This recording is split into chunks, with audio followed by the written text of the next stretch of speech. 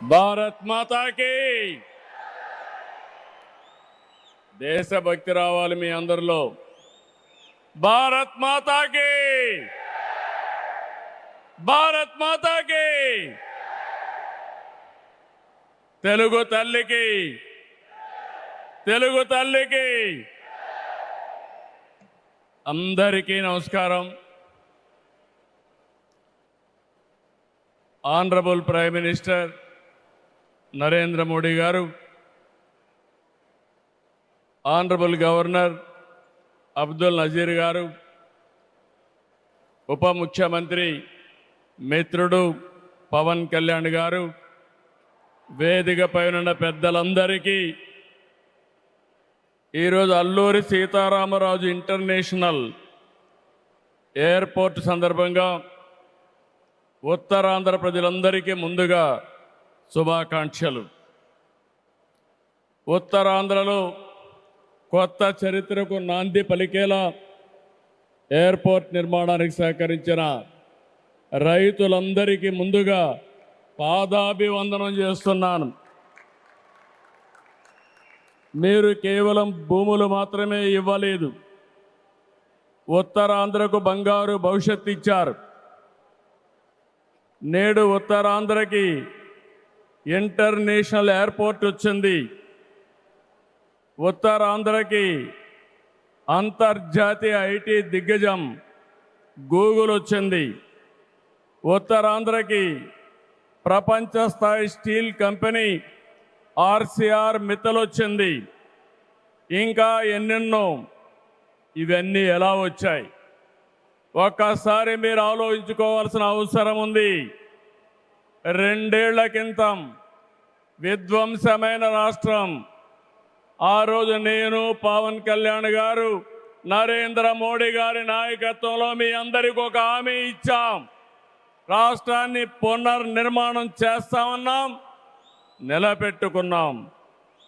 మోడీ గారి చేతుల మీదుగా ప్రారంభించుకున్న ఎయిర్పోర్టు ఉత్తరాంధ్రకు ఒక మణిహారం. నేను అందుకే పదే పదే చెప్తున్నాను, ఉత్తరాంధ్ర కళలకు రెక్కలొచ్చాయి. ఎర్ర బస్సు రాదన్నారు, ఎయిర్ బస్సు వచ్చింది. అవహేళన చేసిన వాళ్ళు అడ్రస్ లేకుండా పోయే పరిస్థితికి వచ్చారు. ఆ రోజు ఎన్నో ఈ ప్రాంత ఆశలని, ఆకాంక్షల్ని తక్కువ చేశారు, అడ్డుపడ్డారు. అన్ని అధిగమించాం. అద్భుతమైన ఎయిర్పోర్ట్ ఈరోజు నిర్మాణం అయిందంటే ఇది ఉత్తరాంధ్రకి గర్వ కారణమని మరొకసారి విజ్ఞప్తి చేస్తున్నాను. కొత్త ఎయిర్పోర్టు మన్యం వీరుడు అల్లూరి సీతారామరాజు పేరు పెట్టుకున్నాం. పేరు తలుచుకుంటేనే గుండె ఉప్పొంగుతుంది. గిరిజనులతో కలిసి ఆయన చేసిన స్వాతంత్ర పోరాటం దేశం ఎప్పటికీ మరిచిపోదు. ఉత్తరాంధ్ర శక్తికి నిదర్శనం ఈ ఎయిర్పోర్టు.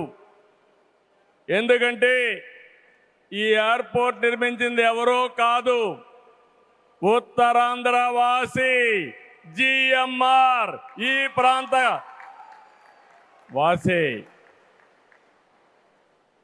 ఇంకొక పక్క దీనికి తొలుగు అడుగు వేసిన అశోక్ గజపతి రాజు ఇక్కడి వారే. ఏవియేషన్ మంత్రిగా నిర్మాణం పూర్తి చేసే బాధ్యత తీసుకున్న రామ్మోహన్ నాయుడుది కూడా ఉత్తరాంధ్రనే.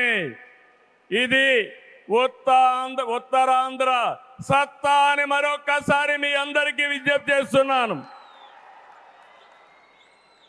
ఈరోజు ఉత్తరాంధ్ర దశ దిశ మార్చి కీలక ప్రాజెక్టు ప్రారంభానికి వచ్చిన మోడీ గారికి మనస్ఫూర్తిగా ధన్యవాదాలు.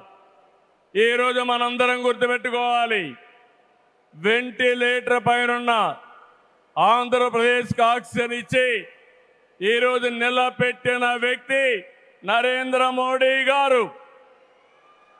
నేను మిమ్మల్ని అడుగుతున్నా, ఆంధ్రుల సెంటిమెంట్ విశాఖ ఉక్కు నిలబెట్టింది ఎవరు? ఎవరు ఎవరు విశాఖ రైల్వే జోన్ మంజూరు చేసి విభజన హామీని నెరవేర్చింది ఎవరు? పోలవరానికి సాయం చేసి గాడిన పెట్టింది ఎవరు? రాజధానికి నిధులిచ్చి పనులు పునఃప్రారంభించిన వ్యక్తి ఎవరు? 2027 భోగాపురంలో చెప్తున్నాను, పోలవరాన్ని పూర్తి చేసి మన ప్రధాని చేతుల మీద జాతికి అంకితం చేస్తామని హామీ ఇస్తున్నాం. 2028 అమరావతి మొదటి దశ పనులన్నీ పూర్తి చేసి మన ప్రధానమంత్రి నరేంద్ర మోడీ గారి చేతుల మీదుగా ప్రారంభిస్తామని మీ అందరికీ హామీ ఇస్తున్నాను. దీనికి మనందరం థ్యాంక్స్ చెప్పాలనా లేదా అని అడుగుతున్నా. చెప్పాలనా లేదా అని అడుగుతున్నా. థ్యాంక్ యూ, థ్యాంక్ యూ, ధన్యవాదాలు, ధన్యవాదాలు. ఏఎస్ఆర్ ఎయిర్పోర్టు 2703 ఎకరాలు, 5641 కోట్ల రూపాయలు అద్భుతంగా వచ్చింది. ఎయిర్పోర్టుని ఫ్లయింగ్ ఫిష్ ఆకారం నిర్మించారు. మన తీర ప్రాంతాన్ని ఇది గుర్తు చేస్తుంది.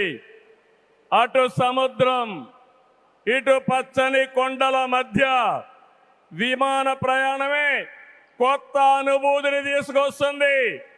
నేను చాలా విమానాశ్రయాలు చూశాను, కానీ భోగాపురం ఒక ప్రత్యేకమైన ఎయిర్పోర్ట్ అని మరొకసారి మీకు విజ్ఞప్తి చేస్తున్నా. ఎయిర్పోర్ట్లో అడుగడుగున తెలుగు కళలు, సంస్కృతి కనిపిస్తున్నాయి. తెలుగు ముగ్గులు, ఏటి కొప్పాక బొమ్మలు, కూచిపూడి నృత్యం, తోలు బొమ్మలాట, బొబ్బలి వీణ, నాదస్వరం, లేపాక్ష నంది వంటివి ప్రతిబింబించేలాగా తీర్చిదిద్దారు. విశాఖ నుంచి భోగాపురాన్ని నిర్మించే బీచ్ కారిడారు ప్రకృతి అందాలతో మరింత ఆకర్షణ తెస్తుంది.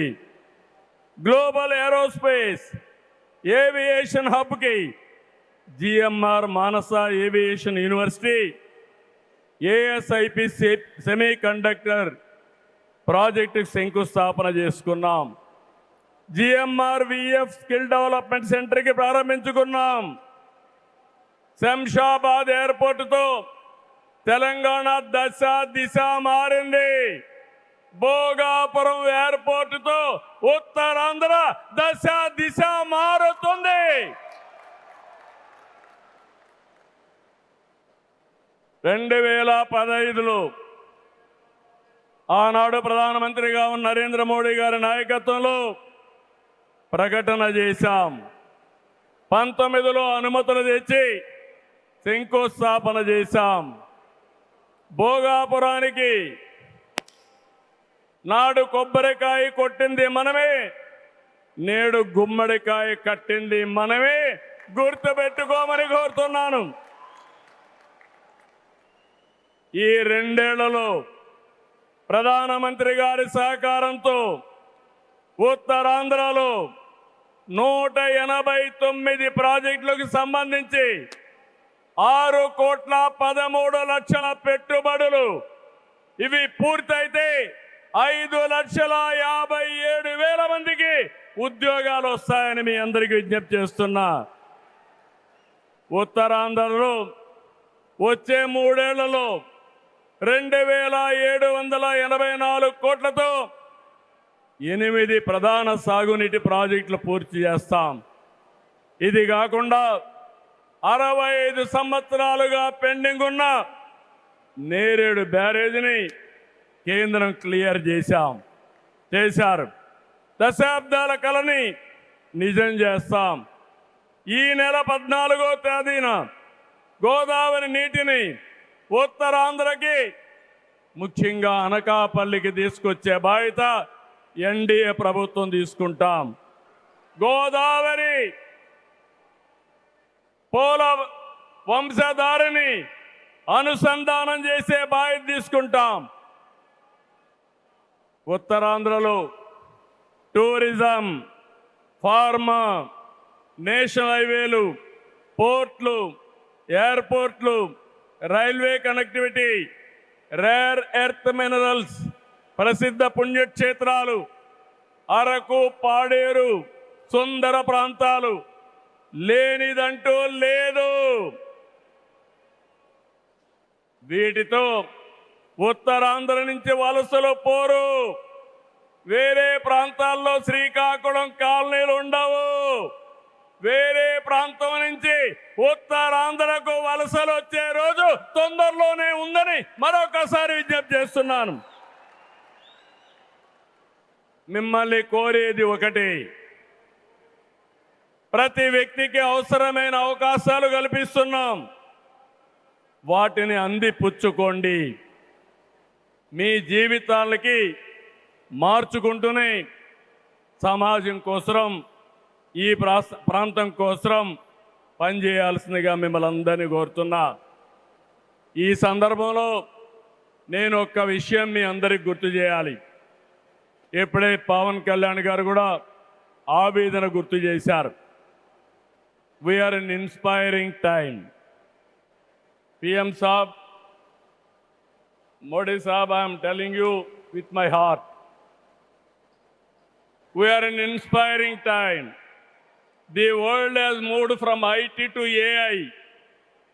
The right knowledge is available. The right technology is maturing. But we need leaders to deliver. Democratic countries everywhere are facing crisis, searching for new leaders. We are fortunate, India is fortunate. There is a tested leadership. 25 years, Narendra Modi ji as Chief Minister and Prime Minister of India has done extraordinary work. నేను చెప్పింది వాస్తవం అయితే మోడీ గట్టిగా చెప్పాలి. Modi, Modiji.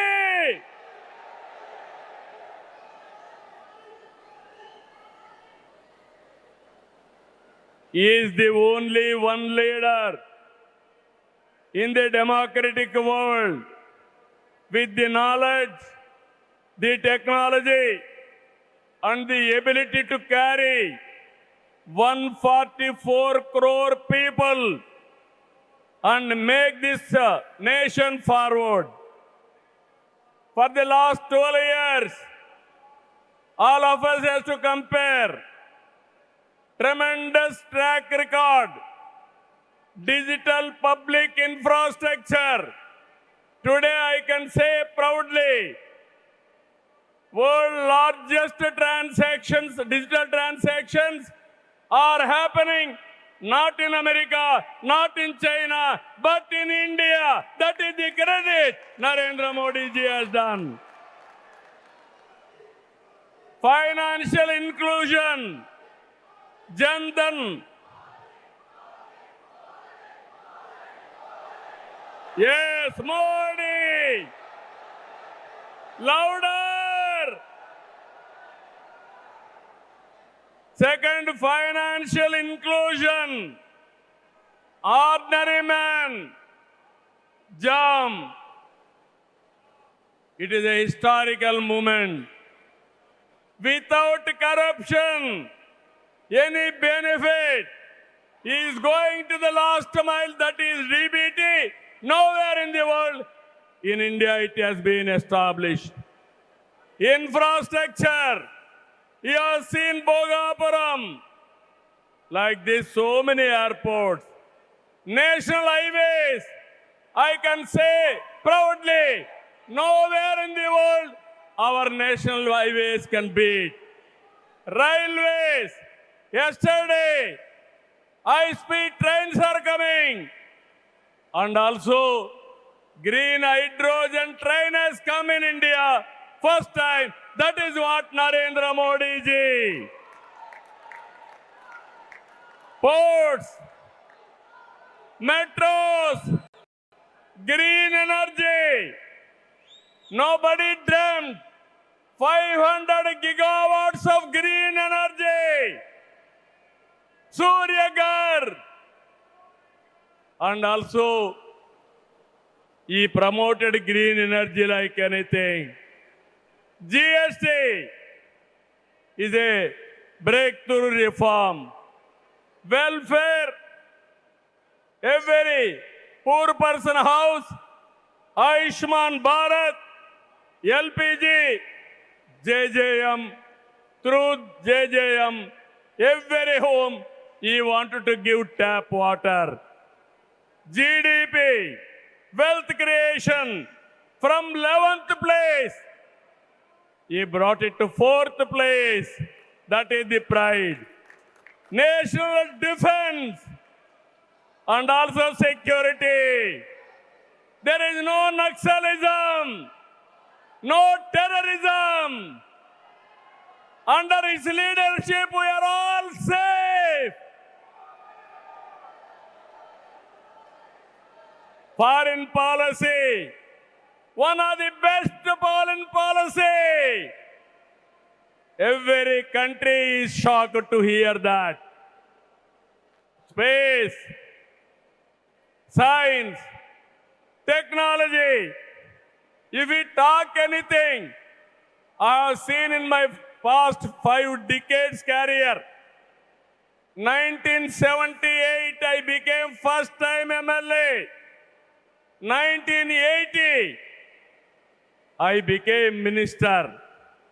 First time I have seen a leader with clear clarity. Always he works with a single agenda, nation first. I am asking one thing, how many leaders with dedication they have worked?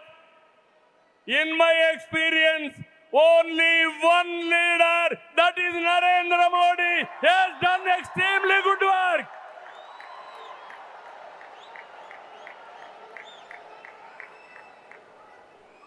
He is having a clarity. Vikasit Bharat 2047. There are external factors. Somewhere, in India, there is a problem of LPG. This year, environmental imbalance, rainfall deficiency. With all these things, he is able to manage very effectively with less suffering. He is the leader, I'm telling you. India is going to become 2047 #1 country in the world. It is possible with Narendra Modi ji. Always I am saying one thing. Right man, right time, right place is the blessing. Nation is blessed with his leadership.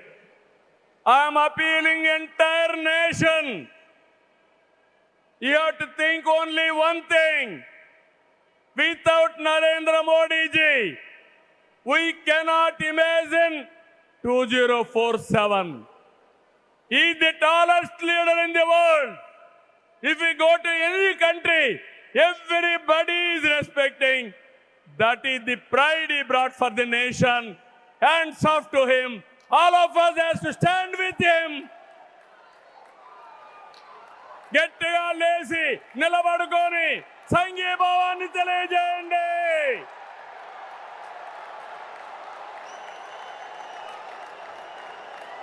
గట్టిగా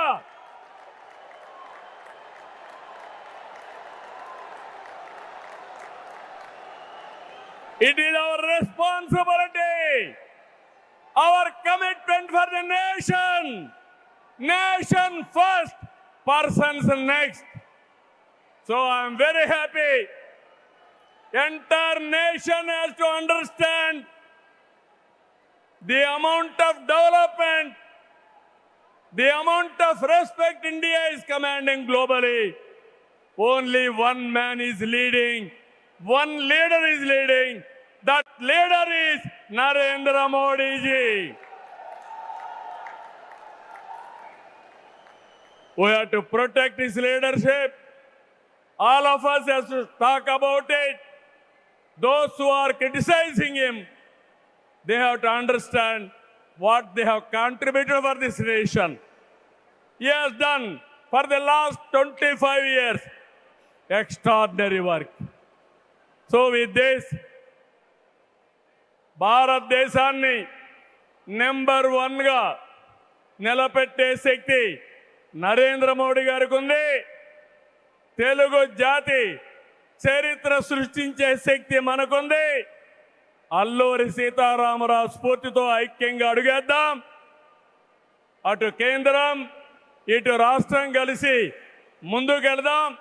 తెలుగు జాతిని number 1గా చేసుకోవాలని మరొక్కసారి మీ అందరికీ విజ్ఞప్తి చేస్తూ, ఉత్తరాంధ్ర మళ్ళీ చెప్తున్నా, ఇంక మీరు పేద అరుపులు అరవడానికి లేదు. ఉత్తరాంధ్ర ఉత్తమ ఆంధ్ర, నెంబర్ 1 ఆంధ్ర, నెంబర్ 1 ప్రపంచంలో దేశం రావాలి. విత్ దిస్ మరొకసారి మీ ఉత్సాహం చూశాను, మీ కమిట్మెంట్ చూశాను. ఇక్కడ ఎంతమంది ఉన్నారో, ఎంతమంది బయటనున్నారు. ఈరోజే మన గిరిజన పిల్లలు దింసా డాన్స్ చేసి గిన్నీస్ రికార్డు తెప్పించారు, వరల్డ్ బుక్ ఆఫ్ రికార్డ్స్ తెప్పించారు. వాళ్ళందరినీ అభినందిస్తూ మనస్ఫూర్తిగా ఈ కార్యక్రమాన్ని జయప్రదం చేసిన మిమ్మల్ని అందరినీ అభినందిస్తూ ధన్యవాదాలు తెలియజేసుకుంటూ సెలవు తీసుకుంటున్నాను. జై భారత్, జై తెలుగు తల్లి, జై హింద్.